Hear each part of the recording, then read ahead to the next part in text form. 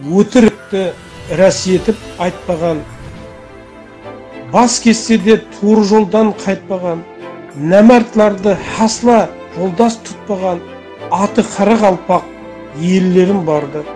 Алға Қарақалпақстан қалғыра кеткен мақсаты Қарақалпақстан халқын азатлыққа шығару, оны еркін ету, рауажданған еллерінің қатарына жеткеру, Қарақалпақстанды тыныштық һәм парағатшылық низам жолыменен азатлыққа шығару.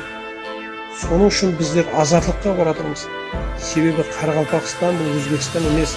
Қарақалпақстан бәрібір азат ел болады. Қарақалпақстанда честность и порядочность барлық нәрседен зият болады.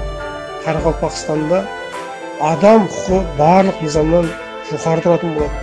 Себебі Қарақалпақстан халқы барлық уақыт хақиқатлыққа һәм әділдікке ұмтылады. Соның үшін алға Қарақалпақстан.